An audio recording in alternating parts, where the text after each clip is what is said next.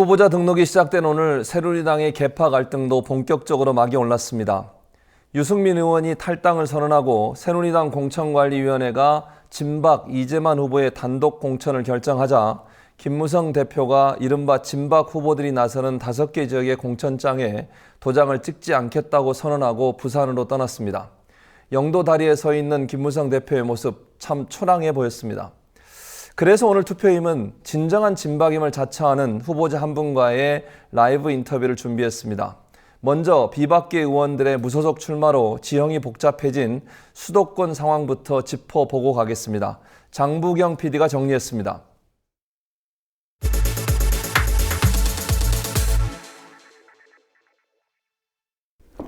새누리당의 비박계 중진 의원들이 잇따라 공천에서 배제되면서 여권의 무소속 출마가 잇따르고 있습니다. 일여다여로만 여겨졌던 수도권 지역의 판세가 어떻게 달라졌을까요? 다여다야 구도가 확실시되는 수도권 지역을 살펴보겠습니다. 여야 4파전으로 치러지게 된 서울 마포구 갑입니다. 먼저 여권에서는 안대희 최고위원과 새누리당을 탈당한 강승규 전 의원이 격돌합니다. 안대희 최고위원은 본래 부산 해운대구에 출마하려다 당의 요청으로 험지 차출에 응해 경선 없이 단수 추천으로 공천을 받았습니다. 서울지검 검사로 시작해 대검 중수부장을 거쳐 서울고검 검사장까지 오른 후 대법원 대법관을 지낸 인물입니다. 중수부장 시절 한나라당 차떼기 금품 수수 사건인 이른바 대선자금 수사를 통해 국민검사라는 칭호를 얻기도 했습니다. 박근혜 대선 후보 캠프의 정치쇄신특위 위원장으로 활동한 이력을 바탕으로 국무총리에 지명됐으나 변호사 시절에 받았던 거액의 수임료 논란으로 낙마했습니다. 안 후보의 단수 추천에 반발해 새누리당을 탈당하고 무소속으로 출마한 강승규 전 의원입니다. 지난 총선에서 격돌했던 노웅래 후보와 리턴 매치가 이뤄집니다.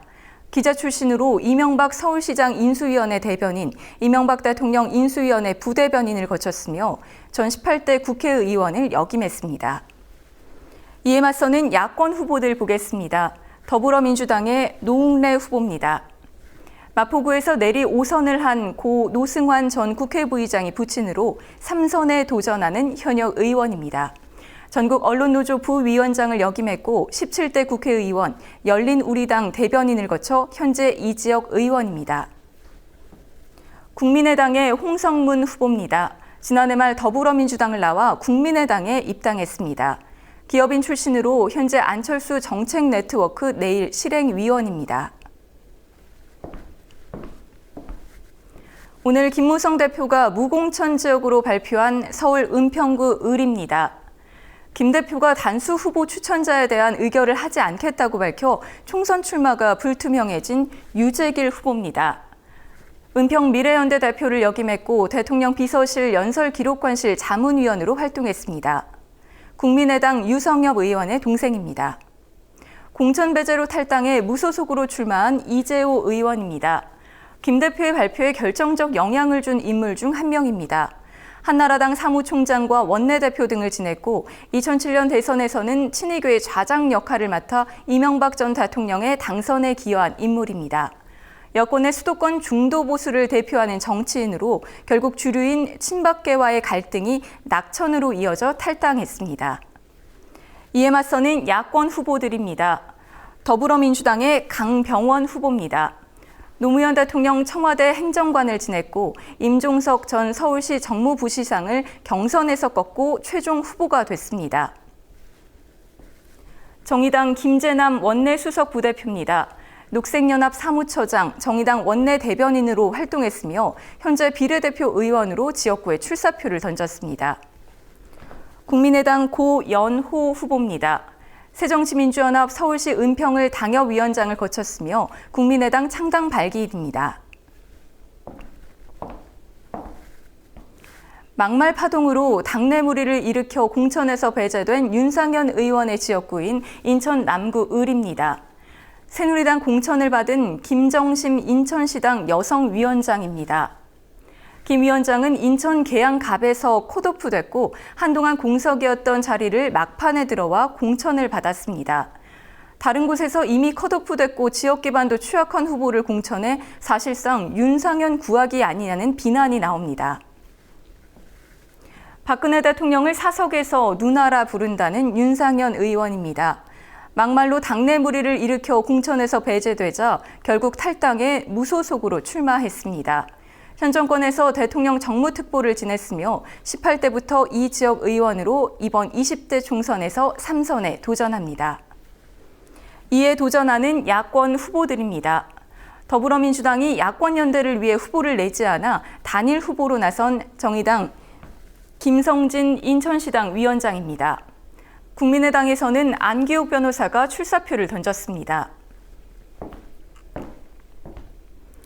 안상수 의원이 새누리당을 탈당하고 출사표를 던진 인천 중구, 동구, 강화군, 옹진군입니다. 새누리당 경선을 통해 공천을 받은 배준영 후보입니다. 인천 항만물리협회 회장을 지냈고 현재 인하대 겸임교수로 활동하고 있습니다.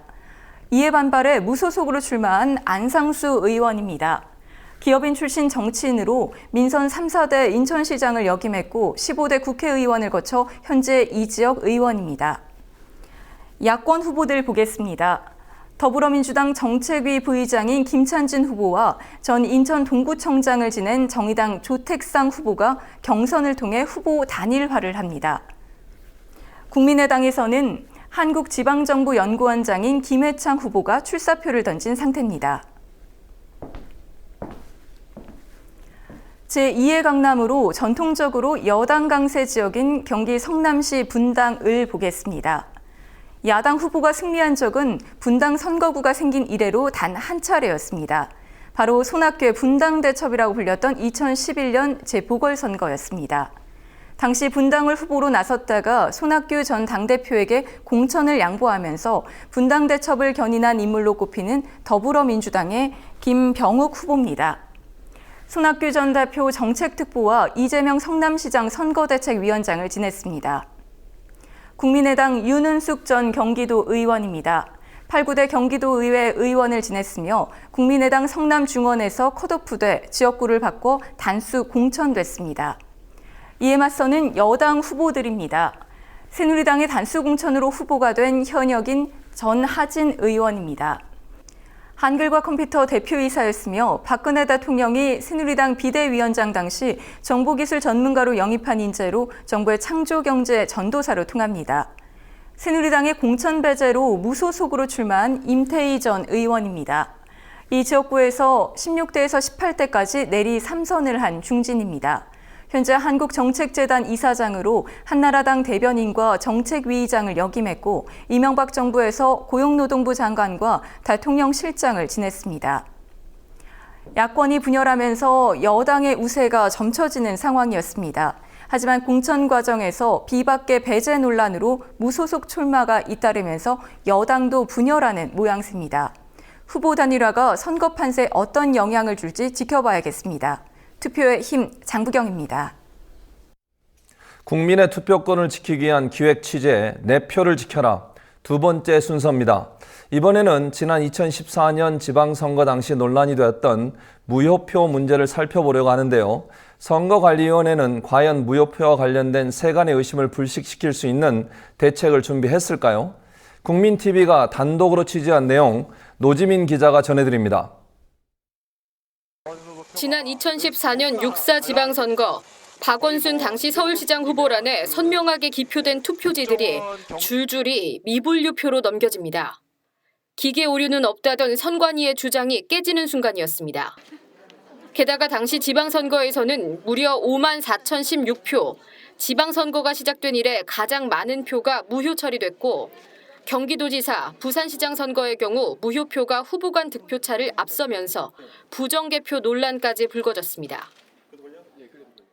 그러니까 지난번 이제 6.4 지방선거 때 그 개표기에서 어떻게 육안으로 봤을 때는 분명히 이게 어느 특정 후보의 표이고 한데 이게 자꾸 미분류로 분류되는 빈번하게 상황들이 많았다라는 거예요.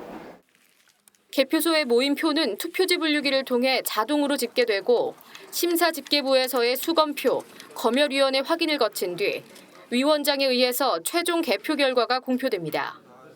분류기가 정상적인 투표지를 미분류로 처리하고 수검표 과정에서 이를 걸러내지 못하면 개표 결과가 왜곡될 수 있습니다. 선관위는 투표지 분류기의 오작동을 개표 담당자가 쉽게 알아차릴 수 있도록 분류기의 기능을 개선했다고 말합니다.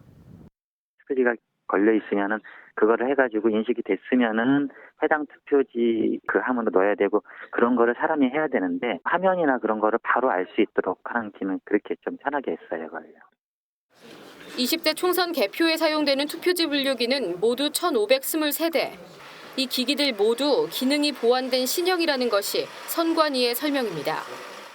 하지만 원인 모를 미분류 현상이 일어날 가능성은 여전히 존재합니다. 선관위에서 정해놓은 위효표와 무효표의 기준들이 있는데 그 기준들을 구체적으로 잘 못 분류해요, 기계들은. 네, 그래서 그걸 가지고 이제 미분류표 같은 경우에는 이제 한 번 더 사람 손을 거쳐서 분류하게 되거든요. 숙지가 돼 있더라도 되게 그걸 애매모호한 기표들이 또 많아요. 선관위는 또 무효표를 줄이기 위해 투표 용지도 개선했다고 말합니다. 그 구분선상의 기표를 하면은 누구한테 기표한 것인지 유효 논란이 계속 제기되어 왔습니다. 그래서 이번 선거에서는 공직선거법 개정을 통해서 후보자란 사이에 여백을 둠으로써 두 후보자란에 걸쳐서 기표를 할 수 없도록 원천적으로. 하지만 기표란이 많은 비례대표 투표용지의 경우 간격을 충분히 넓히지 못했습니다. 또한 24일 현재 공식 등록된 정당만 27곳인데 비해 투표지 분류기의 분류 칸은 12개뿐이기 때문에 한 칸에 2개 정당의 표가 함께 분류되는 경우가 불가피합니다. 분류상 문제가 발생할 여지는 많은 겁니다. 오류를 바로잡기 위해서는 결국 유권자가 직접 나서서 개표 과정을 검증할 수밖에 없습니다. 네, 그래서 제일 좋은 거는 와서 보시는 거예요. 과도한 의심이나 이런 것들은 있었다면은 눈으로 와서 눈으로 확인하시고 만약 진짜 문제시 있다면 그거를 밝혀주시고 직접 참여해 달라는 거죠, 저희의 요청은. 무효표 외에도 투표지 분류기와 관련해 꾸준히 제기되는 또 한 가지 우려. 국가기관을 비롯한 외부 세력의 해킹 가능성입니다. 투표지 분류기를 구성하는 장비 중 하나인 노트북에 무선 인터넷 장비인 랜카드가 삽입돼 있기 때문입니다. 지속적인 문제 제기에도 불구하고 랜카드 제거를 미뤄오던 선관위는 지난해 국정감사 이후에야 랜카드를 제거하겠다고 답했습니다. 선관위는 이번 총선에 사용되는 모든 분류기에서는 랜카드를 제거했다고 국민TV 취재진에게 밝혔습니다. 무선으로 연결할 수 있는 랜카드란 곡 자체를 제거를 한 거예요. 작년 하반기 재보궐선거부터 이번 국선에 가는 건 제거하고 나가기로 그렇게 했어요.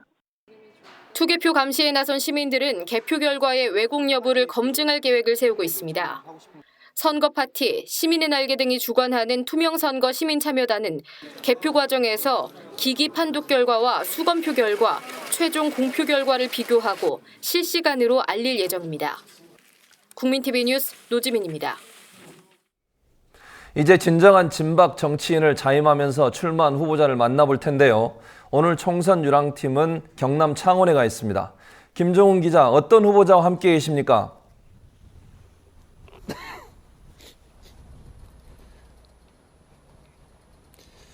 네, 총선 유랑 김종훈입니다. 오늘은 경남 창원시 성산구에 나와 있습니다. 이곳에 출마한 정의당 노회찬 후보와 현장에서 인터뷰 진행하겠습니다. 후보님 안녕하십니까? 네, 안녕하십니까? 예, 이렇게 출연해 주셔서 고맙습니다. 예, 예, 먼저 오늘 오후에 후보 등록을 했습니다.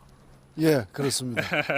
이에 앞서서 진박임을 선언을 하셨는데 예, 그 예. 이유가 좀 궁금합니다. 아, 예. 요새 진박이니 비박이니 친박이니 논란들이 많은데 저는 다른 것보다도 박근혜 대통령이 지난 대선 때 공약했지만은 지키지 않은 것 중에 훌륭한 공약들이 많다는 걸 발견하고 예를 들면 해고 요건을 강화하겠다 뭐 이런 거죠. 그래서 이런 것들을 모아가지고 제가 이것을 박근혜 대통령이 지키지 않은 공약을 제가 국회 들어가서 지키겠다. 이것이야말로 진실한 박 아니냐. 이런 뜻에서 나머지는 제가 볼 때 지금 뭐 친박이니 뭐니 하고 있는 분들은 다 뭐 천박에 가깝고요. 박근혜 대통령이 공약을 제대로 지키겠다고 나서는 사람 한 명 없는 실정 아닙니까? 좋은 공약이라면은 누가 했든 그것을 이어받는 것이 올바르다 생각해서 제가 진박 선언까지 했습니다.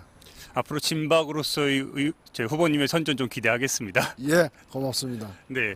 근데 저희가 총선 아바타 역할을 맡고 있습니다. 이는 네. 유권자들의 목소리를 담아서 후보들에게 직접 전달하는 건데 우리가 노회찬 후보에 대해서 많이 물어본 결과 유권자들이 가장 궁금해하는 부분이 네. 아니 왜 본인의 지역구인 노원병을 놔두고 이렇게 험지인 이 창원까지 내려와서 이렇게 고생을 하는지 그 부분에 대해서 상당히 궁금해하시는 분들이 많아요. 예, 원래 제 지역구였습니다만은 제가 2013년도에 삼성 엑스파일 사건으로 이렇게 의원직을 박탈당했을 때 안철수 의원이 와서 그 지역구를 차지했죠. 지금은 안철수 의원의 지역구인 것이죠. 그리고 저는 그 후에 이제 당의 또 요청에 따라서 동작 선거에 출마를 했는데 이번 선거에서 당이 저에게 요청한 것은 바로 이 창원에서 전략 후보로 뛰어달라는 것이었습니다. 물론 저에게 여전히 노원에서 출마해야 된다는 요구도 있었습니다. 그래서 저는 그 두 개 사이에서 갈등을 했는데 지금 그 노원 같은 경우에는 그래도 야당 의석이지 않습니까? 제가 가서 당선이 된다 하더라도 야당에서 야당으로 가는 것에 불과하지만은 여기는 지금 새누리당 의석이기 때문에 제가 여기서 당선이 될 때는 새누리당 의석을 한 석 줄이는 효과까지 있다는 점에서 노원에서의 싸움보다 더 값어치 있다 이렇게 생각을 했습니다. 하지만 후보님 저희가 오늘 종일 좀 지켜보니까 네. 아직까지 이 창원 시민들이 네. 우리 후보님을 좀 따뜻하게 좀 맞이하기에는 좀 거리감이 있어 보이던데. 오늘 날씨가 좀 추웠지 않습니까?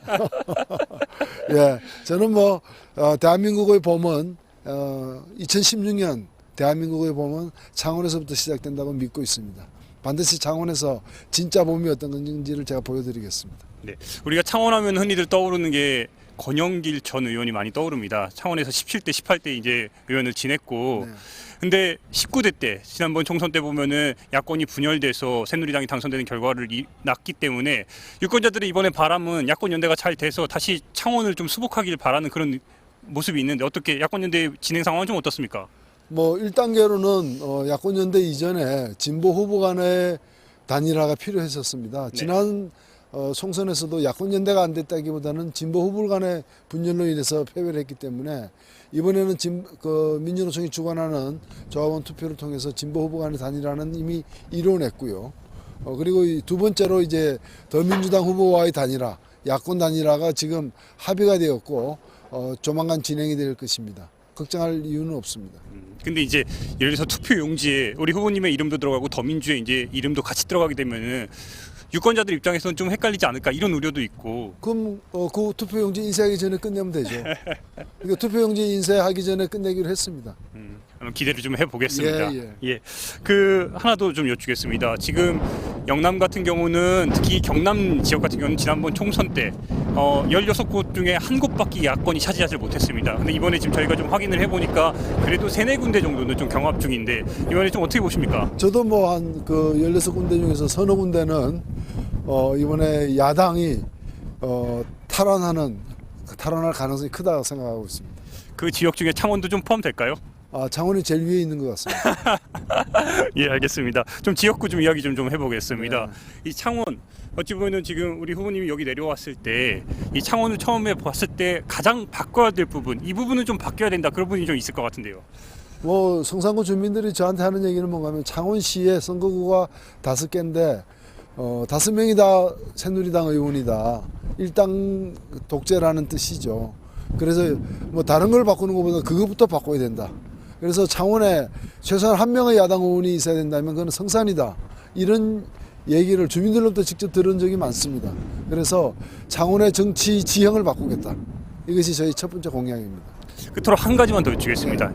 이제 창원의 정치 지형을 바꾸고 다 좋은데 실질적으로 창원 시민들이 주민들이 느끼기에 체감할 수 있는 정책, 뭔가 실질적인 정책도 좀 필요할 것 같은데 이것만은 노회찬의 정책이다. 무엇일까요? 제가 뭐 가장 관심을 많이 끌었던 건 홍준표 방지법입니다. 학교 급식법을 개정해가지고 도지사가 누가 되든 자의적으로 오만과 독선에 의해서 무상급식이 실시되기도 하고 안 되기도 하고 엎치락뒤치락 하지 않도록 하기 위해서 이걸 학교급식법에 의무급식을 갖다가 못 박는 그 홍준표 방지법을 갖다가 제정하겠다. 이걸 약속했고 굉장히 호응이 좋습니다. 그럼 앞으로 이제 창원의 자녀들도 이제 의무급식에 무상급식에 이제 혜택을 받을 수 있는 건가요? 예, 그렇게 되는 거죠. 그러면 앞으로 이제 후보님의 활동 더 기대하겠습니다. 오늘 인터뷰 고맙습니다. 예, 감사합니다. 네.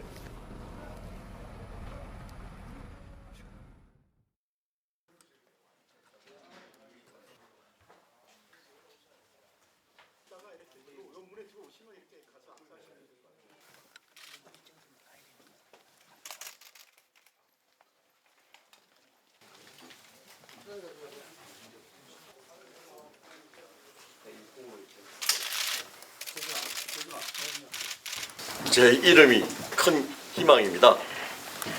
대한민국과 마포 주민들에게 큰 희망이 되는 정치를 하겠습니다. 국민들이 생각하는 지긋지긋한 우리 정치에 대한 혁신, 그리고 우리 마포에 대한 큰 변화, 그리고 발전을 바라고 있기 때문에 양당시 폐해 속에서 어떻게든지 간에 우리 국민들에게 희망의 메시지를 전달하고 싶어서 출마했습니다. 대한민국 정치가 바로 잡혀야 되기 때문에 이 모든 판단은 유권자, 국민들에게 주어져 있습니다.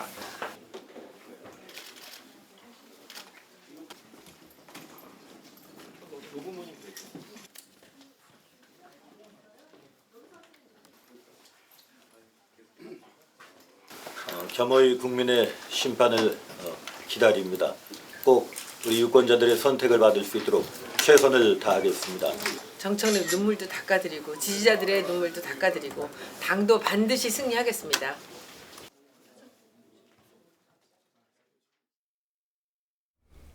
예, 노회찬 의원 인터뷰 보면서 그런 생각 해봤습니다. 우리 모두가 진박이 돼야 되겠다. 박근혜 정부가 또는 박근혜 대통령이 대선 때 공약 내세운 거 우리 야당 후보들이 좀 잘 이루어 주시기 바랍니다. 그 진정한 진박이 됐으면 좋겠습니다. 자, 오늘 스튜디오에는 이번 총선의 공천 문제를 총평해 줄 세 분 나와 계십니다. 김용민 시사평론가, 민원연의 서명준 박사, 그리고 이용마 해직 기자, 이렇게 세 분 나와 계십니다. 어서 오십시오. 네, 안녕하십니까. 예. 먼저 우리 이 문제부터 얘기하죠. 김용민 평론가님. 예.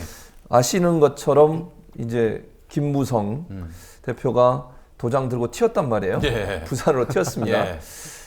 이게 왜 튀었을까요? 이게 이제 도장 쿠데타라고도 예. 볼 수 있을 텐데, 예. 그 김무성 대표가 오랫동안 참아왔다는 그런 인상을 받았고요. 사실 내가 도장 안 찍으면은 이거 공천 안 된다라는 얘기는 익히 오래전부터 해왔던 얘기거든요. 그런데 이제 친박은 늘 하는 언사겠거니, 늘 하는 레토릭이겠거니 이렇게 방심을 했습니다. 게다가 친박 쪽에 그 박종희 이 공천관리위원 아닙니까? 그렇죠. 친박이고 사무부총장인데 이 양반은 어제 공천심사위원회가 올라온 그런 안을 그 최고위원회에서 결국 뭐 유승민 건과 관련해서는 또 뭐 주호영 건 등 여러 가지 건들과 관련해서는 결론을 내리지 못하고 끝났단 말이죠. 뭐 그 자리에서는 책상을 치고 뭐 이렇게 격한 그런 충돌이 있었다고 하는데, 마치고 나서 김무성, 서청원 다 어디 그 음식점에 가가지고 그렇죠. 감자탕을 먹었다는 거 아닙니까? 맞습니다. 그러면서 서로 활짝 웃는 모습을 찍어가지고 올렸단 말이죠. 그러니까 최고위원회가 그렇게 뭐 싸움이 붙긴 했지만 결국 이렇게 뭐 우리가 단합된 가운데 이제 총선에 임하게 됐다라고 얘기를 했단 말이죠. 근데 알고 봤더니 그 안에서 이 김무성 대표가 칼을 갈았던 겁니다. 그래서 오늘 오후 3시에 기습적으로 이렇게 기자회견을 통해서 공천 5군데 안 하겠다. 이 맥락을 좀 설명을 해드리면은, 공천이라고 하는 것은 뭐 그 당에서 발표한다고 되는 게 아니라 당대표가 최종적으로 도장을 찍어야 됩니다. 그래야 공천장이 성립이 되는 거예요. 그걸 들고 가서 각 지역 선거관리위원회에다 제출을 해야 이 사람이 아무개당 후보구나 라고 판단이 된단 말이죠. 근데 이 도장을 안 찍는다? 그러면 그 당의 후보가 성립이 안 되는 거예요. 그래서 지금 정종섭 전 행정자치부 장관이라든지 또 이재만 전 대구 동구청장이라든지 이런 분들 난리가 났습니다. 추경호. 추경호 씨도 있고. 그렇죠. 국무조정실장도 했죠, 그 양반은. 이제 그분들이 이 공천장이 없다 보니까 선관위에 가서 등록을 할 수가 없는 겁니다. 그렇다면 자기가 당적을 버리고 무소속의 상태에서 급한 대로 탈당을 해가지고 내야 되는. 지금 못하죠. 못하죠. 왜냐하면 시간이 지나버렸어요. 바로 어제까지, 오늘 자정부터 0시부터 그렇죠. 시작해서는 뭐 지금 탈당 안 될 소용이 없습니다. 그렇죠. 안 되는 거죠. 내일 저녁 6시까지인데 이 사이에 김무성 대표가 도장을 찍어주지 않으면 이분들 출마를 할 수가 없습니다. 거죠. 네, 맞습니다. 그래서 진박 5명은 지금 난리가 났습니다. 이렇게 해서 그야말로 시쳇말로 빅엿을 예. 친박은 먹은 셈입니다. 이 기자님, 예. 그런데 친박이 가만히 있을까요? 이게 지금 오후 5시에 회의했었어요. 원유철 원내대표가 해서 최고위원회 회의를 자체적으로 했는데 반격을 가할 가능성이 있을 텐데 어떤 식으로 반격을 가할 수 있을까요? 반격을 마음속으로는 하고 싶겠지만 예. 반격할 수 있는 방법이 별로 없죠. 글쎄요, 가장 이제 극단적인 방법은 비대위원들이 모여가지고 최고위원들이 모여서 이 대표를 자르는 그런 방법밖에 없을 텐데 그것도 또 쉽지 않을 겁니다. 이제 여러 가지 절차나 방법상. 당원 당규를 보니까 없어요. 그렇게 할 방법이 없습니다. 근데 두 가지가 있잖아요. 예를 들면 해외 여행, 사고 등 이렇게 되다 등 가지고 하지 않을까요? 그런데 그렇게 하기에는 지금 굉장히 좀 어렵죠. 일단은 어찌됐든 그 대표의 직인을 찍어서 선관위에 가지고 가야 되는데 직인을 가지고 가버렸잖아요. 이랬을 때 사실 이런 유사한 사태가 예전에 그 통합민주당이었나요? 새천년민주당이었나요? 그때 한번 이런 사건이 있었거든요. 그 당시 추미애 대표였던가요? 새천년민주당. 네, 새천년민주당에서 그런 사태가 있었는데 그때 그 추미애 대표가 이 공관위원장이었나? 그래서 이 대표가 저 직인을 안 내놓으니까 자기들이 직인을 뭐 가져다가 그냥 찍었습니다. 그건 이제 따로 만든 것도 아니고 그냥 갖다 찍어서 냈는데 그 당시 대표가 아마 조순영 의원이었죠. 그분이 이거 돈 당한 거다라고 신고를 했고요. 결국 그래서 그게 무효가 됐습니다. 법원에서 이제 조순영 의원 손을 들어준 적이 있죠. 뭐 그런 적도 있기 때문에 이번에도 뭐 예를 들어 친박들이 마음만 먹으면 도장은 팔 수도 있잖아요. 그런데 김무성 대표가 이제 거기에 대해서 문제 제기를 하면 사실 전부 다 무효가 되거든요. 그렇기 때문에 그건 뭐 크게 의미는 없는 것 같고요. 글쎄 저는 그 김무성 대표가 이번에 그 도장을 가지고 부산으로 가버리는 게 마지막에 일종의 이제 보여주기 행위가 아니냐라는 생각을 좀 하고 있어요. 저는 물론 김무성 대표도 그동안 많이 참았겠죠. 사실 이번에 공천 과정을 보면 김무성 대표가 그전부터 뭐라고 했어요. 새누리당에서는 무조건 전략 공천이다. 아니 전략 공천은 하나도 없고 무조건 상향식 공천이다. 경선을 하겠다라고 했잖아요. 그런데 아니 당 대표가 그랬는데 하나도 된 게 없습니다 지금. 그렇죠? 이한구 공천관리위원장이 와가지고 뭐든지 다 그냥 자기 마음대로 다 밀어붙였고요. 지금 김무성 대표가 완전히 그 이제 무대의 별명을 버려야 되는. 완전히 새가 되는 그런 상황이 됐거든요. 무쫄이라는 새 별명이 그렇죠. 있어요. 무쫄이라고 요즘. 뭐 하여튼 그런 상황까지 되다 보니까 김무성 대표의 목표는 어찌됐든 차기 대권 아니겠어요? 그런데 대권 주자로서의 어떤 이미지라든지 이런 것들이 굉장히 많이 손상을 당했습니다, 이번에. 그렇기 때문에 지금 마지막에 그나마 이걸로라도 어떻게 만회해보자라는 차원의 그 실력 행사가 아닌가 좀 개인적으로 그런 생각이 들어요. 서 박사님, 근데 이제 종편이나 이런 데 보도 내용을 보면 대체적으로 이게 이제 뒤에 청와대가 있다. 이건 누구나 상식적으로 생각하는 사람이라면 다 유추해낼 수 있는 생각들인데 이 문제에 대해서 자꾸 유승민, 이한구의 대결 구도 또 지금은 이한구, 김무성의 대결 구도로만 가지 박근혜 대통령이나 청와대의 개입사에 대해서는 그렇게 그다지 보도를 안 한단 말이에요. 무슨 의도가 있는 걸까요? 그게 이제 지금 약간 농담 반 진담 반으로 말씀하신 게 이제 새 비유가 잠깐 나왔는데요. 그러니까 이 너무나 유명한 그 문구를 좀 인용하면은 새는 좌우의 날개로 난다. 이제 이 현상을 설명드리려면 그 말씀 좀 드려야 될 것 같은데요. 새는 좌우의 날개로 나는데 그 새의 머리는 뭐 정치, 뭐 교육, 거기에 이제 언론까지도 이렇게 막 그런 요소들이 들어있죠. 근데 정치는 이미 이제 우경화, 보수화가 이미 되어가고 있고요. 거기에 이제 언론이 어떤 행보를 보일 것이냐고 했을 때 판단을 이제 우경화 쪽으로 완전히 이제 잡은 겁니다. 그러니까 이제 새는 지금 계속 이제 오른쪽으로만 날고 있어요. 오른쪽 날개의 근육이 아주 막 발달하고 있는데 전체적으로 이 보수화, 우경화의 내용은 신자유주의거든요. 요즘 이게 이 말도 알려진 지가 꽤 됐는데 신자유주의적인 경향이 계속 강화되고 있고 그러면은 언론들이 이제 보도할 것은 그런 속에서 그 보수 세력 내부의 분열 정도밖에 보도할 게 별로 없어요. 그리고 언론이라면 여기서 이제 언론에 특히 우리나라 언론에 죄송한 말씀이지만 기회주의 속성이 잘 드러나는데요. 그 보수 세력 중에도 강성 보수 아니면 약한 보수, 그러니까 강한 보수, 온건 보수 뭐 이렇게 나눌 수 있을 겁니다. 그러니까 김무성 대 누구죠? 이한구 대 유승민, 또는 뭐 김무성 대 이한구, 네. 뭐 이런 이제 구도들이 계속 보이는데 결국에는 이 친노 이른바 그러니까 좌파에 대한 얘기는 완전히 다 이제 들어갔고 우파 속에서도 강한 우파, 강한 보수 세력에 대한 끌림이 있죠, 언론들이. 그러니까 오늘도 보니까 TV조선에서 그 유승민 의원이 이제 탈당하고 공천법법 탈당하면서 이한구 그 공관위원장한테 이제 그 화살을 돌렸다라는 식의 보도가 나오죠. 그러니까 이한구 위원장의 편을 들어주고 있죠. 그러니까 이한구가 강성 보수고 더 힘이 세기 때문에, 예. 그런 아주 기회주의적인 속성을 보이고 있고, 따라서 여기 뭐 하여튼 대부분의 언론들은 그 박근혜 대통령을 직접적으로 비난할 필요를 못 느끼고 있는 겁니다. 어차피 다 같이 그 이념적으로 동일하게 길을 가고 있기 때문에. 특히나 이제 극심한 것이 이제 종편 채널이 되겠죠. 종편이 어찌 보면 박근혜 대통령을 보호하는 거죠. 사실은 누구나 예측 가능한 그런 상황임에도 불구하고 직접 거론을 안 한단 말은 청와대, 누가 봐도 이건 청와대가 개입한 거지, 청와대가 개입 안 하고 이런 일이 일어날 수 있겠습니까?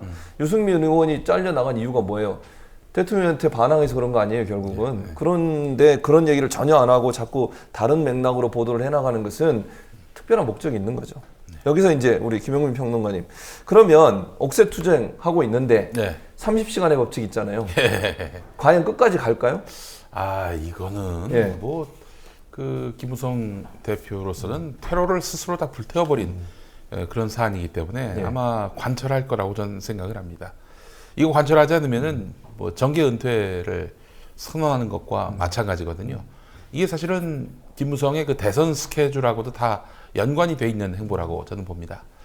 그렇다면은 이제 뭐 대통령과 정면으로 충돌을 불사하겠다 이런 의지가 담겨 있는 그런 말하자면은 수를 둔 건데요. 저는 가장 궁금한 게 친박계와 청와대가 과연 어떻게 대응할 것인가. 굉장히 무리수를 둘 거라고 봅니다. 지금 당장 나오는 얘기가 당헌 30조, 뭐 그리고 당규 4조 7조 얘기하고 있는데 제가 당규 4조 7조를 찾아보지 못했습니다만은 당헌 30조를 보면은 앞서 말씀하신 대로 그런 겁니다. 이제 당 대표가 직을 수행할 수 없을 때, 그렇죠. 뭐 해외에 나간다든지 뭐 등 이렇긴 합니다만은 당 대표가 직을 수행할 수 없는 상황은 아니지 않습니까? 그렇죠. 본인이 당 최고위원회를 열지 않겠다라고 밝혔으니 이거는 뭐 불가피성도 성립이 되지 않는 것이고요. 그렇기 때문에 결국 김무성 대표가 변심하지 않는 이상은 이 상황 바뀌기 어렵습니다. 근데 이 기자님, 그러면 지금 김 평론가님 예측하신 대로 만약에 바꾸기 어려우면 지금 아까 지적하셨던 진박이라고 하는 5명이 날아가는 거예요. 그렇죠. 그 출마를 못 하는 거야, 아예. 왜냐면 공천을 못 받는 거니까. 그렇게 되면 경우 추경호 뭐 전 실장이든 정종섭 행정부 장관, 이 사람들은 사실 진박 중에 진박이잖아요. 이걸 그냥 묶어 할 거냐는 거죠. 그래서 지금 지적하셨던 것처럼 무리수를 둘 수도 있다. 상식이 안 통하는 행동을 할 수도 있다고 볼 수 있겠는데 앞으로 예측이 어떻게 된다고 보세요? 진박들, 친박들의 행동. 일단 무리수가 오늘 그거 연구하고 있을 겁니다.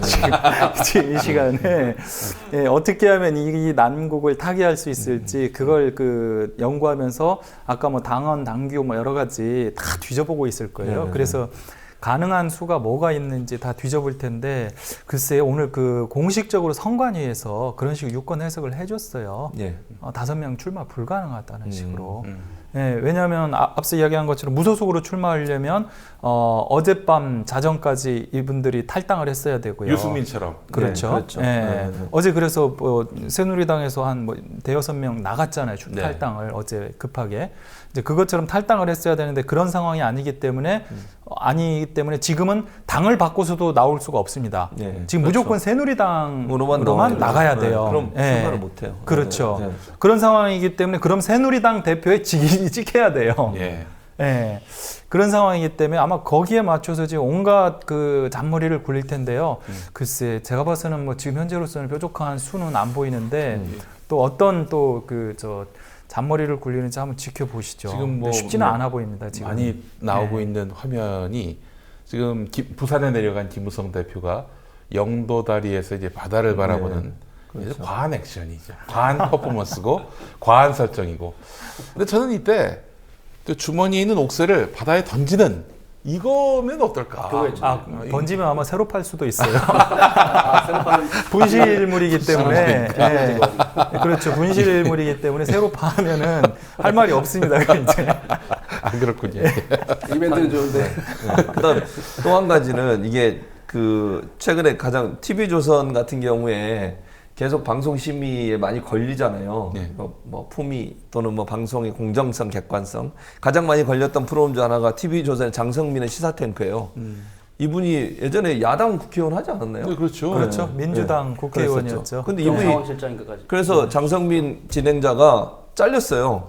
교체가 됐는데 뭐 서명준 박사님은 언론학 박사로서 왜 그랬을까 첫째. 그다음 이게 잘한 행위이겠죠. 어떻게 보세요? 그렇죠. 일단 잘렸다 뭐 잘린 거라고 볼 수 있는데 예. 본인이 사퇴를 뭐랄까요 이제 그만뒀죠. 네. 그만두셨고 장성민의 시사탱크에 대해서는 그러니까 종편 채널 시사 프로그램 가운데 가장 비난을 많이 받았던 그런 프로그램이에요. 그리고 이제 언론 뭐 중립성, 객관성, 또 뭐 형평성 이런 문제 이게 이제 선거방송 심의에 관한 특별 규정에 들어있는 이제 그런 조항들인데 거기에 비춰봤을 때 거의 개인 방송으로 전락한 이제 그런 아주 불행한 그런 방송 역사에서 불행한 모습 기록될 것이고 재미난 것은 이제 그 선거방송심의위원회 있지 않습니까? 선거방송심의위원회에서 지금 최근에 지난 월요일이죠. 11차 회의인가 이제 회의를 진행하는데 거기서 이제 장성민의 시사탱크에 대해서 이제 그 논의가 있었죠. 이거 이제 공개된 회의록인데 회의를 보면은 상당히 그 일부 거기 계신 일부 의원들의 그 발언들을 보면은 조금 뭐랄까요? 굉장히 약합니다. 이 최악의 방송에 대해서 서둘러서 빨리 특히 이제 총선 기간에는 좀 더 빠르고 강한 그런 제재가 들어가줘야 됩니다. 이게 이제 언론 자유와 얼만큼 상충하느냐의 문제가 있긴 하지만 언론 자유 적용이라는 것은 기계적인 적용이 아니거든요. 특히나 이 중요한 시점에 유권자들에게 정보 전달, 유권자들의 여론 형성에 있어가지고 막강한 그 영향을 미치는 그런 시기인데 여기에는 좀 더 신속하고 과감한 제재가 필요하다. 그런데 보니까 아까 말씀드렸다시피 일부 의원들은 여전히 아주 미온적인 태도를 보이고 계시더라고요. 그래서 하차했음에도 불구하고 이제 그런 상황들을 알고서 이제 그분이 하차를 하셨겠죠. 또 한 가지는 이제 개인 방송으로 전락했음에도 불구하고 이게 이제 그 개인의 문제가 아니라는 거예요. 또 이제 개인의 문제가 아니라 그 제작진의 문제고 더 나아가서 TV조선 자체의 문제거든요. 그러니까 이것을 그 사람이 하차했다고 해서 그 프로그램을 미온적으로 나중에 제재를 가할 것이 아니라 전체적으로 봐서 그 언론사가 갖고 있는 그런 보도 행태에 대해서 그것을 감안해가지고 강한 징계, 중징계가 필요하다라고 좀 말씀드리고 싶습니다. 네. 자, 김용민 평론가님. 예. 이 더민주의 공천도 문제가 있어요. 예. 그런데 재밌는 게 홍창선이죠. 예. 공관위원장이 예. 김종인 대표가 복귀한 다음에 그런 얘기를 했어요. 예. 본인이 왜 복귀했는지 모르겠다. 첫째 이런 얘기를 했고요. 두 번째는 본인의 비례대표 이변 말고는 얻은 게 없다. 이렇게 평가를 했거든요. 첫째 이제 김용민 평론가한테 여쭤보고 싶은 건 첫 번째는 더민주의 비례대표 공천이 잘 됐나를 물어보고 싶고 두 번째는 홍찬선 공관위원장이 그런 발언한 뭐 배경이 뭐가 있다고 보십니까? 홍창선 그 공천관리위원장은 논외의 대상으로 하는 것이 낫지 않겠는가. 뭐 입만 열면 뭐 트럼프를 방불케하는 그런 발언들 때문에 이게 뭐 사실 좀 시간이 아깝습니다. 그분에 대해서 얘기한다는 것 자체가 좀 그렇고 저는 사실 이번 그 비례대표 공천 파문을 보면서 제1야당이 얼마나 취약한 그 기반 위에 서 있는지를 다시 한번 확인해 봤다고 말할 수 있을 것 같습니다. 일단 이게 뭐 당원 당규 완전히 무시당한 채 뭐 김종인 대표 독단이라고 보기에는 뭐 또 비대위원들의 역할들도 있었고요. 뭐 그렇게 해서 이제 애초에 나왔던 비례대표 안을 보면은 A, B, C 이렇게 칸막이를 만들어 놓고 어느 지점에서는 이 A 후보만 뽑아야 된다. 어느 지점에는 또 B, 어느 지점 C 이런 식으로 구간을 설정해서 이렇게 중앙위원들의 이 투표 이 어떤 그런 이 선택할 수 있는 권리를 박탈했단 말이죠. 그래서 이제 그거를 뒤엎고 김종인 위원장이 원한 4명 빼놓고는 나머지는 다 투표를 통해서 결정했단 말이죠. 이걸 두고 조선일보 등은 운동권이 다수인 중앙위원들이 말하자면은 패권을 행사했다 이렇게 얘기하고 있는데 이 정신 나간 소리죠. 아니 언론이 문제 삼으려면은 어떤 원칙 그리고 상식 이런 것들로부터 어긋난 부분을 비판해야 되는 거 아닙니까? 왜 중앙위원들이 그런 권한을 가졌겠어요? 뭐 완력으로 했습니까? 이미 만들어진 당원 당규에 따라서 그 권력을 상실당해서 내놔라 해서 관철해가지고 그 권력을 행사했던 거 아니겠습니까? 그런데 그것이 무슨 운동권의 패권 이런 식으로 몰고 있는 거는 이건 상당히 조선일보의 그 간계다. 저는 이렇게 생각을 하고요. 중앙위원들이 그렇게 해서 표결을 했더니 누가 가장 많은 표를 얻었습니까? 경상북도에 사는 농민이 선택을 받았습니다. 그랬더니 뭐 과거에 뭐 문재인 대표가 대선 후보 때 뭐 역할을 했다느니 이런 걸 갖고 또 끄집어내서 친노 패권주의 이렇게 갖다 붙이는데 이런 참 아주 썩어 빠진 신문들은 하루속히 저는 이제 좀 정리가 돼야 한다. 이 통일 나눔 펀드라는 걸 하지 않습니까? 논외의 얘기인데 조선일보가 뭐 그 수천억을 모았다고 하더라고요. 근데 그 돈을 어디다 쓸지를 모른대요. 어떻게 쓸지 몰라가지고 언론인들한테 물어본다는 겁니다. 이거 어디다 쓸까?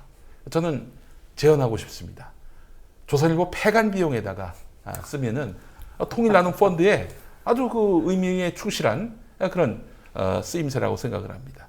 하여튼 뭐 그거는 여담이었고 일단 그 김종인 대표의 이런 발언들을 이게 최근에 그 비례대표 공천과 관련해서 반발하고 칩고하고 다시 돌아오는 전 과정을 통해서 이 지금 상당히 좀 비상신호가 이제 울리고 있다라는 생각이 듭니다. 문재인 대표가 결국 나서가지고 뭐 상황을 수습하긴 했지만은 돌아와서는 김종인 대표가 했던 말이 정체성을 바꿔야 한다라는 식으로 얘기했단 말이죠.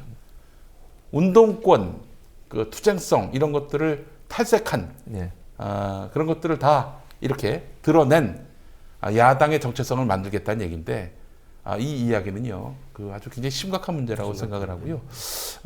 문재인 대표를 지지하는 분들 중에 상당수가 문재인 대표가 데려온 김종인 대표이기 때문에 아마 문재인 대표 대선 가도에 도움을 주면 주었지 어떤 그런 장애물이 되지는 않을 것이다라는 그런 믿음이 있을 겁니다. 그 믿음은 사람에 대한 신뢰라고 생각을 하거든요. 그런데 제가 보기에는 절대 그렇지가 않습니다. 오늘 중앙일보가 이번에 그 지역구 공천 받은 사람들 더불어민주당에서 리스트를 쫙 보고 이 사람의 말하자면은 관계를 중심으로 따져봤는데 정세균 계 범친노 이분들까지 탈탈 모아서 친노는 불과 20%밖에 안 되는 것으로 나타났고요. 19대 때는 50%에 이르렀거든요. 이거는 문재인 대표의 어떤 그런 총선 이후 대선 가도까지 매우 중대한 그런 큰 변수가 발생했다라고 저는 봅니다. 그러니까 홍창선 공천관리위원장 얘기를 잠깐 꺼내자면은 그 사람과 김종인 대표가 합작을 해서 내놓은 그런 공천 결과 아니겠습니까? 친노가 과감하게 한 30% 가까이 반 이상 도려내졌다, 배제됐다. 이 점이 뭘 의미하는지, 무엇을 내재하고 있는지 이런 것들을 좀 문재인 대표를 지지하는 분들이 좀 통찰할 필요가 있겠다는 생각을 가졌습니다. 김종인 대표는 짐 싸겠다고 협박하면서 내세운 게 뭐냐면 당이 이체질로 안 된다. 중산층이 아니 중도층이라고 해야죠. 무당층, 중도층을 끌어안지 않으면 안 된다 하면서 아까 얘기했던 운동권이니 뭐 친노 청산 이걸 계속 강조했단 말이에요. 그런데 짐 싼다고 협박할 때 지지율을 보면요. 그 여론조사 추이를 보면 떨어졌어요. 더민주의 지지도가. 그러면 이번에 이렇게 김종인 대표가 짐 싸겠다고 협박한 정치, 또 비례대표를 본인이 처음에 발표했던 그런 비례대표 명단, 이게 과연 중산층이나 중산층이나 제가 말씀은 중도층이나 무당층을 끌어들이는데 도움이 과연 될 수 있을까요? 총선에서? 전혀 도움이 안 되죠. 예. 예. 사실 지금 그 더민주당에서 제기되고 있는 문제가요. 지금 하루 이틀 된 이야기가 아닙니다. 이게 이제 노무현 정부 시절부터 혹은 노무현 대통령이 집권할 때부터 이미 나온 문제거든요. 보통 이제 친노라고 하면은 하나의 그룹으로 이렇게 묶어서 많이 평가를 하는데 친노 그룹 내부에서도 그 진보적인 생각을 가진 분들이 있고요. 또 굉장히 보수적인 생각을 가진 분들도 친노 내에서도 많습니다.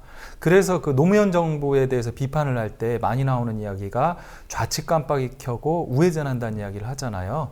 이미 노무현 정부 시절부터 보면은 친노 중에서도요, 이 보수적인 정책을 굉장히 많이 펴는 사람들이 많았고요. 그쪽을 또 지향하는 세력들이 꽤 있습니다. 그런데 실제로 이번 그 공천 과정에서 보면은요, 친노 중에서 공천됐다 하는 분들도요, 사실은 그런 분들이 많습니다. 그러니까 전반적으로 지금 이번 더민주당의 공천을 보면은요, 그 비주류라고 불리는 이 더민주당 내 우파, 보수파들이죠. 이 보수파들이 당권을 장악한 상태 하에서 실질적으로 이 소위 그전의 주류였죠. 이 주류, 친노로 불리는 세력들 중에서 조금 진보적이고 개혁적인 강경 그룹들을 배제를 하고, 그리고 그 중에서도 좀 온건하면서 보수적인 성향의 친노를 끌어안는 이런 형태로 이번 공천이 전반적으로 이루어졌거든요. 이제 그렇기 때문에 아까 뭐 30%를 배제했다, 뭐 친노 중에 뭐 이런 얘기가 나오고, 또 전체 그 공천자들을 봤더니 친노는 20%고 나머지 비노가 80%다. 그런데 그 중에서도 또 친노는 사실 친노 중에서 과연 진보 개혁적인 성향을 가진 사람들이 얼마나 되느냐, 이건 또 한번 따져봐야 될 문제예요. 그래서 전반적으로 보면은 이번에 그 더민주당이 굉장히 보수화됐다, 우경화됐다라고 이야기를 할 수 있거든요. 이런 식으로 우경화 정책을 추진하는 중요한 그 이유 중에 하나가 앞서 말씀하신 대로 뭐 중도층을 끌어안겠다라고 이야기를 하는데요. 글쎄요, 대한민국의 그 중도층이 과연 얼마나 되는지 여론조사를 해보면은요, 항상 그 보수라고 자칭하는 분들이 한 30에서 35%가 나오고요. 그 다음에 진보라고 하는 사람들이 한 20에서 25% 정도 나오고, 나머지가 이제 중도로 나오는데, 그렇게 따지면 중도가 항상 가장 많습니다. 예. 그런데 실제로 이 중도라고 하는 분 중에 과연 진짜 그 중도는 얼마나 되는지 그것도 사실은 굉장히 불명확합니다. 근데 여론조사 자체가 굉장히 그만큼 불명확한 건데, 중도라기보다는 정치 무관심층이라고 봐야 되는 거 아닙니까? 그렇죠. 그런 그 언제든지 뭐 이 여당이 됐든 야당이 됐든 언제든지 그 바꿀 수도 있고요. 또 특별하게 어떻게 보면은 정치적인 문제에 대해서 적극적인 생각이 없는 분들, 이런 분들도 많습니다. 그런데 지금 이제 그런 분들을 끌어잡겠다라고 해서 어떻게 보면 이제 중도화 정책을 폈다라고 이야기를 하잖아요. 예. 그런데 그러면 과연 그 중간에 있는 분들이 과연 얼마나 올 것이냐, 저는 대단히 회의적이라고 보거든요. 네. 이분들 같은 경우에는 야당이면 야당, 여당이면 여당, 어떻게 보면 자기 입장들이 분명한 사람들을 좋아하는 거지, 지금처럼 이렇게 술에 술 탄 듯 물에 물 탄 듯 이런 것들을 별로 좋아하는 것 같지는 않아요. 실제로 지금 최근의 결과를 보면은요, 비주류가 그 당내에서 끊임없이 문재인 대표를 흔들고 그 갈등을 벌이다가 비주류의 일부가 탈당을 했잖아요. 그러면서 문재인 대표의 어떤 자기 입지가 공고화된 상태에서 문재인 대표가 뭐 새로운 인사들을 영입을 하고 이제 이런 정책들을 취했을 때 오히려 더민주당의 지지율이 쫙 올라갔거든요.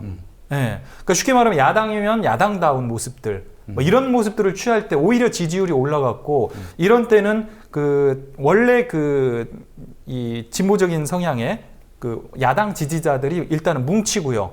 거기에 그런 상태에서 사실 이 중도 그룹들이 견인이 되어 오는 거거든요. 예, 그런데 지금은 거꾸로요.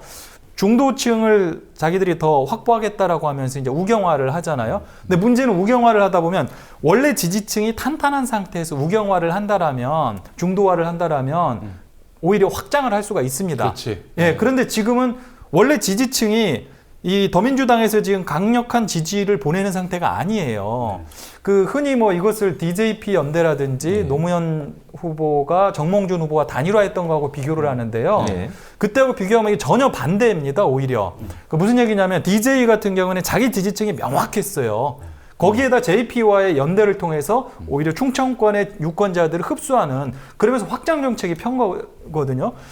노무현 후보도 당시 마찬가지였죠. 그렇죠. 노무현이라는 그 캐릭터 분명했잖아요. 그 상태에서 자기 지지층이 있었습니다. 소위 노풍을 불러일으키는 그 유권자들을 일단은 확보한 상태에서 정몽준 후보와 단일화를 통해서 일부 중도적인 성향의 유권자들을 끌어당긴 그런 효과가 있었단 말이에요. 그런데 지금은 사실 더민주당의 정체성 문제 굉장히 혼란스러웠잖아요. 그러다 보니까 이 더민주당에 대해서 본래 진보적인 성향을 가진 지지층들이 강력한 지지를 보내지 않는 상황이란 말이에요. 그런 상태에서 무리하게 지금 우경화를 해서 갔단 말이에요. 그러다 보니까 오히려 지금 원래 지지층들은 이번 그 김종인 대표의 여러 가지 행보, 그러니까 문재인 대표가 새로 영입 인사들을 끌어들이고 당의 지지율이 좀 올라간 상태에서 어떻게 보면 그 흐름을 타고 들어왔단 말이에요. 예, 그런데 그런 상태에서 오히려 이 올라가는 게 아니라 그 이후 김종인 대표가 보인 이딴 행보, 이걸로 인해서 오히려 지지율이 지금 꺾여 들어가고 있잖아요. 예, 바로 오히려 기존 지지층들, 열성 지지층들이 떨어져 나가고, 예, 새로운 지지층은 별로 붙지 않는 이런 상황이 되면서 오히려 집토끼, 산토끼 다 놓치는 지금 이런 형국으로 가고 있는 게 아닌가 싶어요. 김종인 대표가 그러면 다시 짐 쌀 가능성이 없습니까? 총선 때까지는 총선 지나고 나서는 총선 지나고 나서는 이제 판도가 달라진다니까요. 그러니까. 예를 들어서 그랬을 공천 때 김종인 대표가 짐 쌀 가능성이 있냐는 거죠. 공천 받은 이후에 공천 받은 이후에 지금 세력 판도는 그 말씀드린 대로 8대2란 말이죠. 자기에게 우호적이라고 판단되는 세력이 8이란 말입니다. 근데 이번에 반발한 거는 아직은 19대 국회가 유효한 그런 상태고 여전히 그 당내 세력 분포는 이 말하자면 구주류가 다수를 차지하고 있는 구조이기 때문에 아직은 소수예요, 김종인 대표가. 그런데 이번에 본인이 다 공천권을 행사하면서 자기에게 우호적인 세력들을 중심으로 8대2를 만들어 놓은 거 아니겠습니까? 그 이후로 물러나라고 하는 거는 뭐 밖에서 떠드는, 내부에서 떠드는 소음 정도로만 들을 가능성이 있습니다. 그럼 총선 이후에도 그러니까 8대2의 구조로 계속 가서 김종인 대표가 자기의 체제를 공고하게 갈 것이다, 이렇게 보시는 거예요? 아마 107석이 안 돼도 그냥 뭉개고 갈 가능성이 대단히 높다고. 이용복 기자도 이렇게 보세요? 일단은 그 선거 결과가 예를 들어 그 지금 현재 103석 정도까지 더민주당이 의석수가 줄었잖아요. 그렇기 때문에 아마 100석 아래로 떨어진다라면, 즉 두 자릿수로 더민주당이 떨어진다면 김종인 대표가 뭐 물러날 가능성도 있죠. 예, 그렇지만 100석을 넘긴다라면 굳이 물러나려고 하지 않을 가능성이 전 더 높다고 봐요. 예, 방금 김용민 씨 얘기한 대로 일단 적어도 그 국회의원 숫자에 있어서는 지금 현재 그 비율대로 당선이 된다라고 보면 8대2 정도로 지금 비주류가 많아지는 거거든요.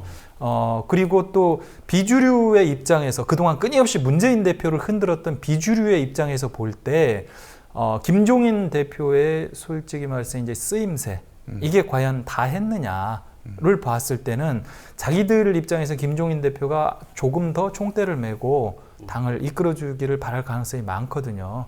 이번에도 사실 얼마나 부끄럽습니까? 공당으로서 비대위원들이 전부 다 몰려가가지고 읍소했잖아요. 저희가 잘못 모셨다고. 네, 석고대죄를 했거든요.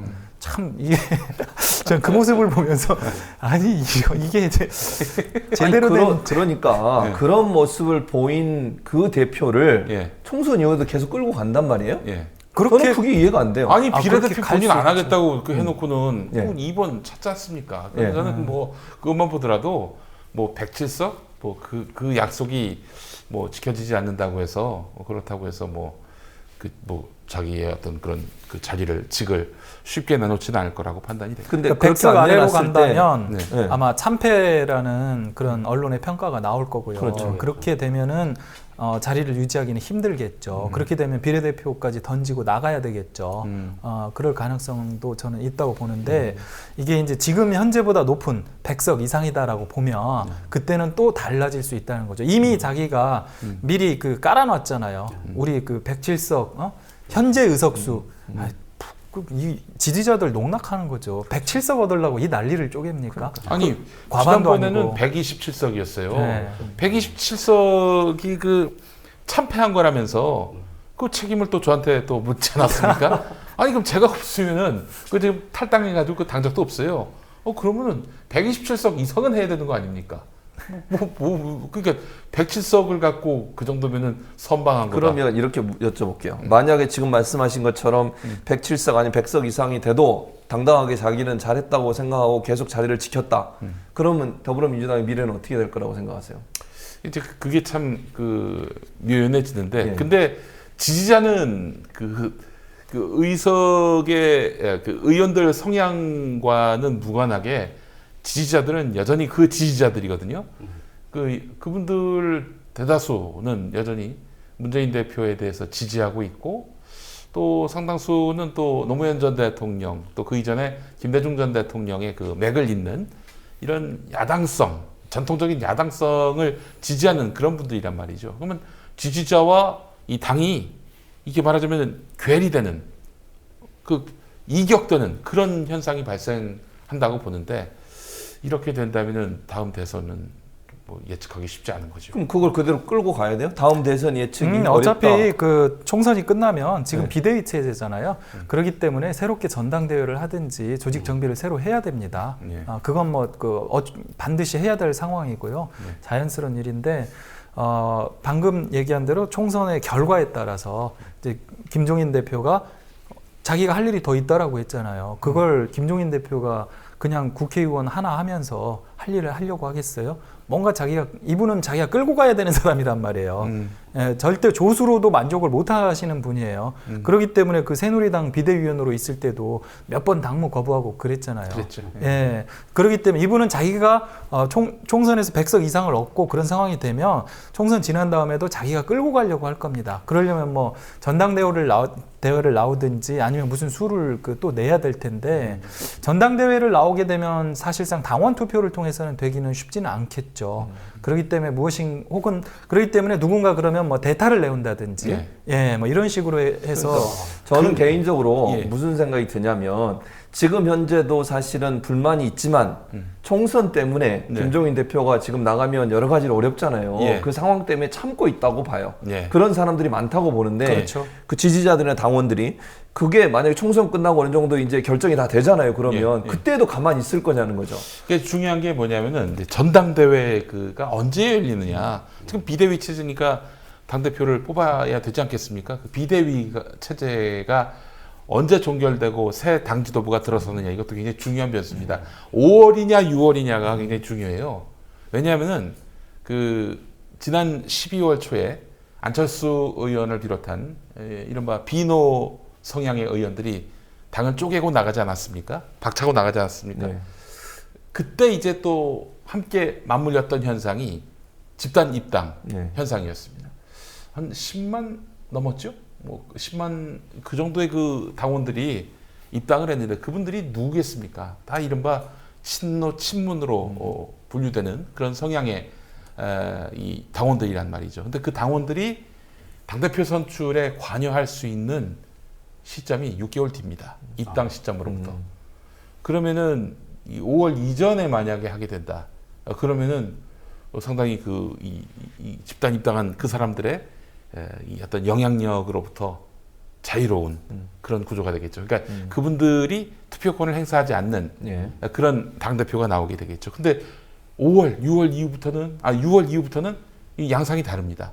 그때는 이 집단 입당한 사람들의 입김이 좌우하기 때문에 지금의 비주류들이 앞으로 당권을 이어받기란 쉽지 않은 국면이 되는 거죠. 그래서 아마 비주류들은 총선 지난 다음 당장 빨리 하자 아마 이렇게 얘기할 것이고, 이 말하자면은 구주류로 통하는 그런 문재인 전 대표와 가까운 이런 분들은 6월 이후로 하자 이렇게 얘기할 겁니다. 네, 5월이냐 6월이냐. 언론에서는 최근에 무슨 보도들이 있었냐면 문재인 전 대표를 선대위원장에 모시려는 뭐 분위기가 있다. 그런데 김종인 대표는 생각해 볼 문제다. 확답을 안 했어요.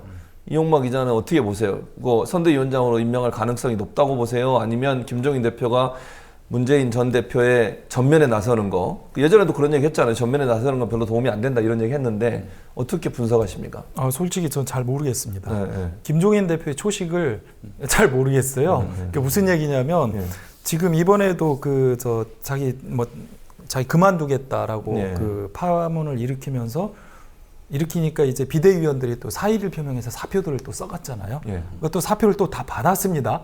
아직까지 처리를 안 하고 있어요. 조금 더 생각해 본 뒤에 처리를 하겠다. 이건 쉽게 말하면 이제 비대위원들을 압박하는 거거든요. 네, 이건 완전히 자기한테 모든 비대위원들이 지금 목을 다 내놓고 기다리고 있는 겁니다. 누구를 칠 거냐 말 거냐 지금 그런 상황이거든요. 그러니까 이 김종인 대표가 모든 걸 그리고 또 그런 얘기도 했잖아요. 언론 인터뷰에서 문재인 대표가 이분이 당무 거부를 하고 있을 때 집으로 직접 찾아갔잖아요. 구의동으로. 그렇죠. 그거에 대해서 이제 기자들이 이번에 계속 당에 잔류하기로 한 결정에 문재인 대표의 방문이 영향을 줬느냐라고 물으니까 전혀 없었다라고 이야기하잖아요. 워낙 어떻게 보면은 이 자기만의 사고에 굉장히 충실하신 분이에요. 그렇기 때문에 아마 혼자서 생각하실 것 같아요. 이게 지금 문재인 대표가 선대위원장으로 나오는 것이 도움이 되겠느냐 말겠느냐 혼자서 아마 판단할 건데 제가 봤을 때는 선대위원장 글쎄요. 아마 선대위원장으로 굳이 안 앉혀도 여기저기 돌아다니면서 선거운동을 할 수 있기 때문에 굳이 주겠느냐. 왜냐하면 지금까지 한 것이 친운동권을 자르는 그런 행보였는데 갑자기 문재인 대표를 선대위원장으로 얼굴마담으로 내세웠을 때 이게 지금 자기가 해온 방향과 지금 역행을 하는 거잖아요. 그렇기 때문에 그 가능성이 오히려 좀 떨어지지 않겠느냐 생각을 해요. 오히려 유승민 의원 같은 사람이 입당을 한다면 그분을 선대위원장으로 내세울 가능성은 있고요. 실제로 지금 이번에 진영 의원 같은 경우는 부선대위원장이 됐잖아요. 그러니까 본인이 선대위원장 원톱입니다. 무조건 본인이 원톱으로 해야 되고요. 그 아래 지금 진영 의원하고 김진표 전 의원인가요? 두 사람을 지금 부위원장으로 앉혔잖아요. 이런 식으로 지금 가는 모양새이기 때문에 제가 봤을 때 약간 부정적인 쪽에 조금 더 무게를 좀 싣고 싶습니다. 시간이 지금 많이 가서 마지막 질문을 드려야 될 것 같은데 지금 현재 뉴스 보도에 따르면 원유철 원내대표가 부산에 내려가서 김무성 대표와 지금 면담을 하고 있는 것으로, 물론 원유철 원내대표는 최고위를 열어달라고 요청을 하고 있겠죠. 이게 이제 세 분한테 질문 드리고 싶어요. 그 첫 번째 질문, 이제 둘 중에 하나를 선택해서 대답하세요.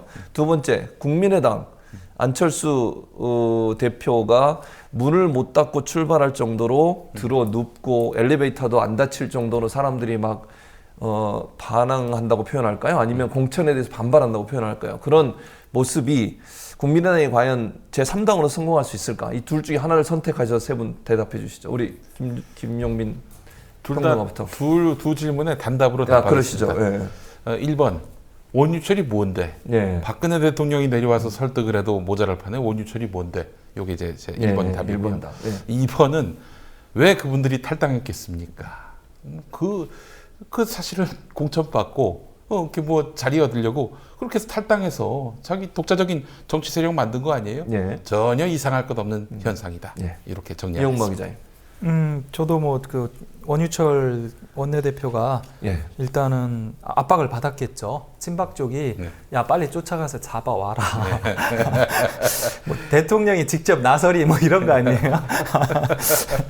그래서 아마 일단은 급하게 쫓아가서 지금 이야기를 하고 있을 텐데 글쎄요. 여기에서 또 김무성 대표가 돌아온다면 정말로 무쫄 정도가 아니라 그 이하로 모양이 너무 망가져서요. 아마 좀 쉽지는 않을 것 같다는 생각을 하고요. 그 다음에 국민의당의 문제를 보면요. 저는 국민의당이 처음에 이제 안철수 의원이 탈당할 때부터 그런 얘기를 많이 했는데 대한민국에서 제3당 살아남기 어렵습니다. 제가 장담하건대요. 이번에 많이 얻으면 한 10석 안팎 얻을 거예요. 10석 안팎 얻어가지고요. 어떻게 해서 할 수 있겠어요? 지금 원내 교섭단체 구성도 안 될 거고요. 이제 그런 상황이 되면 또 안철수 대표도 지금 지지율 나오는 걸 보면 여론조사에서 이번에 될지 말지 좀 위험하잖아요. 총선에서. 그렇죠. 네, 이번 그렇죠. 총선에서. 그런 상황이 된다면 저는 한 10석 정도 안팎 이 정도 얻는다면 그 당이 다시 쪼개질 가능성도 대단히 높다라고 봅니다. 그러니까 여당으로 일부는 가고 뭐 다시 야당으로 뭐 복귀하는 사람도 있을 거고요. 제가 봤을 때는 쪼개질 가능성이 상당히 높습니다. 서 박사님. 그래서 저는 국민의당에 대해서만 간단하게 좀 생각을 말씀드리면은 지금 이제 아까 제가 서두에 말씀드린 게 이제 우리가 이제 좌와 우가 있는데 이제 지금 이제 자유주의 우리가 이제 민주주의의 내용은 사실 자유주의거든요. 이 자유주의가 완전히 우익 자유주의로 넘어갔어요. 우파 자유주의가 됐기 때문에 이 좌익 자유주의가 지금 완전히 빈 상태입니다. 이 빈 공간을 뭐 국민의당이든 지금 뭐 국민의당 얘기 나왔지만 어느 당이든 간에 이 지점을 좀 더 적극적으로 어떤 포석을 깔든지 아니면 좀 더 공격적으로 이 지점을 공략하는 정당이 제3당의 어떤 지위를 획득하지 않을까. 네, 그렇게 보시는군요. 지금 뭐 세 분 말씀처럼 국민의당이 제3당으로서 자리를 잡기가 상당히 어려운 상황인 것 같습니다. 여러 가지 분위기로 봤을 때. 어쨌든 좀 암울한 시대인데 어쨌든 좀 지켜봐야 될 것 같습니다. 어쨌든 이번에 오늘 또 하나 관전 포인트 중에 하나가요. 국민의당이 3당이 되냐 아니면 정의당이 3당이 되냐. 그것도 관전 포인트죠. 그 정의당의 지지율이 지금 굉장히 높아지고 있거든요. 그래서 그 비례대표 정당별 득표를 꽤 할 것 같아요. 근데 그래 봐야 뭐 많이 얻으면 4석 5석 이렇게 같은데 10%면은 47석이니까 4석이잖아요. 11%가 되면 5석을 얻을 수 있습니다. 비례에서. 그 외에 이제 지역구에서 몇 군데를 더 얻게 되면은 많이 얻게 되면 최대한 얻게 되면은 한 10석 가까이 되지 않을까 싶은 생각이 드는데 국민의당과 이제 제3당 자리를 놓고 경쟁을 하는 구도가 될 것 같아요. 거의 이벤트에 가까운 그런 정치적 행동들이 좀 나왔으면 좋겠어요. 알겠습니다. 오늘 세 분 나와주셔서 감사드립니다. 다음 주에 또 뵙겠습니다. 감사합니다. 언론들이 이번 총선 전국을 묘사하면서 사용하는 단어들에 대해서 한 가지 공통점이 보입니다. 뭐 옥새투쟁이니 제왕적 리더십이니 석고대죄니 역사 교과서에서 조선시대를 배울 때 사용했던 이런 단어들이 전면에 등장하고 있는 것입니다. 민주주의의 꽃이라고 불리는 선거를 보도하는데 이런 용어들이 빈번하게 사용된다는 건 어떤 의미를 나타내는 것일까요? 혹시 우리 시대가 조선시대로 퇴행 중이라는 뜻은 아닌지 걱정이 됩니다. 선거는 민주주의의 꽃입니다. 그 힘이 바로 투표에 있습니다. 우리 모두 꼭 투표장으로 가야겠습니다. 투표의 힘 오늘 순서 마치겠습니다. 다음 주에 뵙겠습니다.